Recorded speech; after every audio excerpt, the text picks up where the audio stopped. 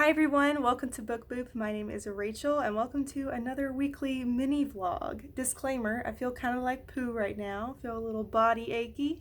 This happens every once in a while. I don't think it's actually like getting sick. It's just every once in a while my body kind of feels achy and I just want to curl into a ball. And that's how I feel right now. But I still wanted to catch up with you all.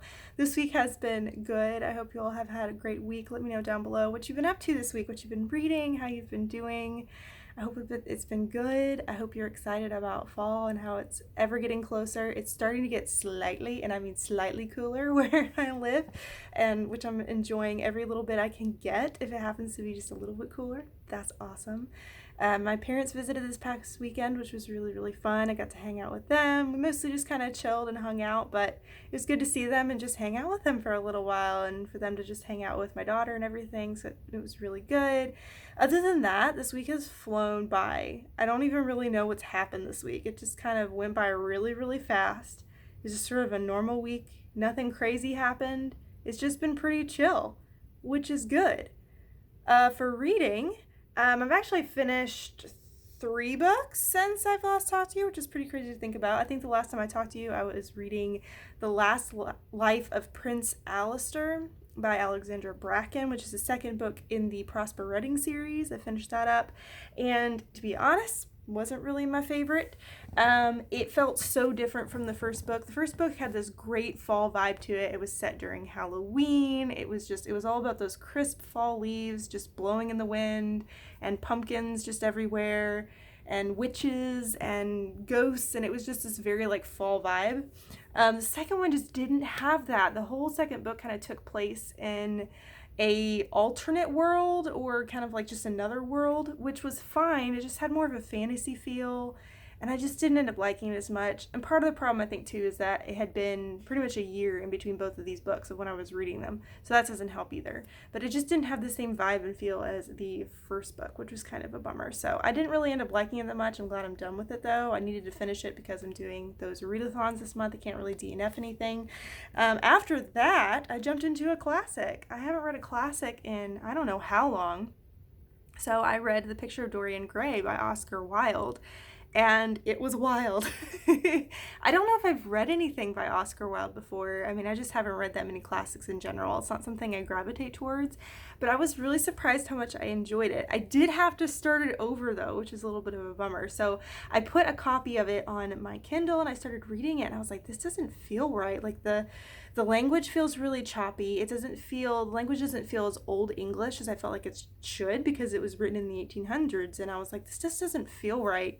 And the pacing was going really quickly, and it just felt really kind of disjunct, just not right. It just didn't feel like it was the right book, and I was like, I did something wrong here. And so I ended up getting like 4 chapters in, and got online and kind of looked around a little bit and realized I had started reading the abridged version. And I was like, no, that's not what I want. I want the actual version. I want the unabridged original book. So I had to get another copy of my Kindle and start over. Once I started that one, I was like, this feels right. This feels like that was something that was written in the 1800s. So the language is a lot more flowery, but it was very atmospheric, and I really enjoyed it a lot. It was a lot darker, a lot spookier, and honestly a lot more violent than I expected to be. There were some moments in the book that surprised me. Like, I was like, whoa, I was not expecting this from a classic, let alone something that was written in the 1800s. It just felt very shocking. Just some of the things that happened in the book.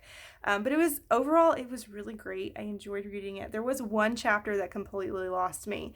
It felt like this chapter that was going in this more artistic direction, and it didn't really move along the plot that much, and I had honestly no idea what Oscar Wilde was talking about in that chapter. I had no clue. Like, my brain was not connecting with the language. There were so many words I did not know the meaning of. I felt really dumb reading that chapter. But once it was like after that chapter was over, it was all of a sudden, okay, now back to the plot. And then I understood everything, and then we were back to the main plot of the story. So I enjoyed it. I did, except for that one chapter. I could have done without that chapter because it made me feel dumb as all get out because I had no idea what was going on.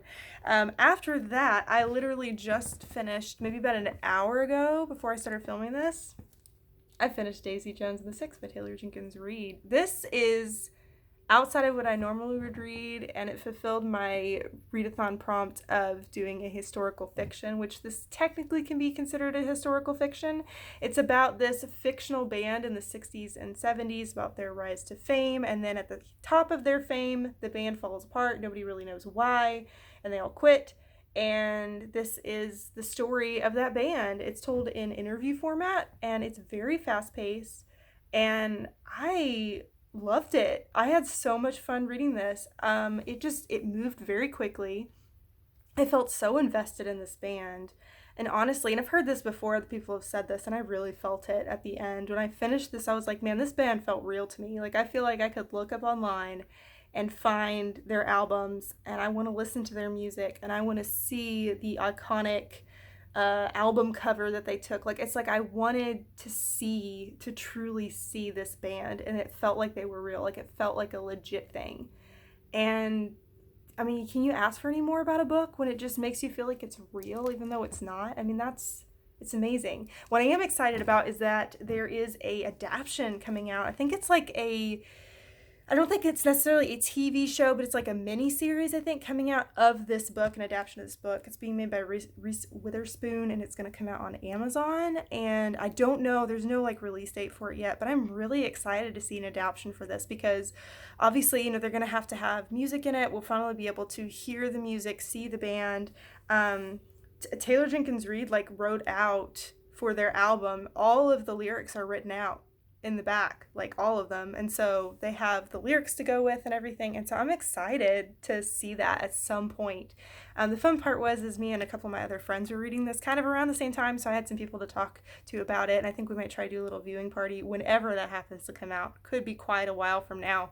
I think production on so many things has been backed up because of the pandemic and everything, but that's been my reading for this week. It's been crazy. I'm excited to start another book tonight. I think I'm going to start Tilly and the Book Wanderers by Anna James. I'm just going to jump into some middle grade for a little bit, just a fun kind of fantasy feeling middle grade, just a very cozy read. So I'm excited about that, to jump into that and get into another book. I think I have a chance of finishing all 10 books that I need to finish for September. I hope so. Feeling a little overwhelmed by it, but I've been moving through books this past week at a pretty good clip, so I think I can make it. I really, really hope so. But anyways, that's my week. Been trying to brainstorm for a video to come out next week on Monday because I feel like I'm kind of out of ideas, but I think I came up with something to do, so I got to film this weekend too.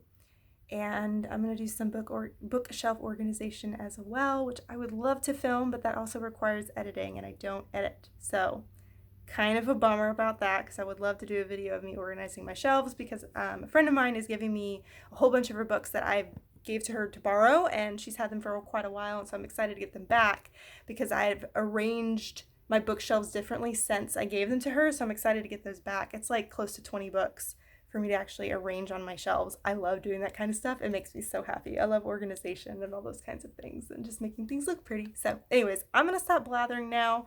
Thank you for being here. Sorry that I'm a little bit of a hot mess and feeling a little meh. I'm sorry if I'm a little bit more not as energetic in this video, but I still wanted to give you all an update and to say hi. I do really want to hear how you all are doing, so let me know down below. Just what's up with your all's lives, and I need to stop talking because I'm tripping over my words. But I love you guys, appreciate you all being here, and I'll talk to you soon. Bye.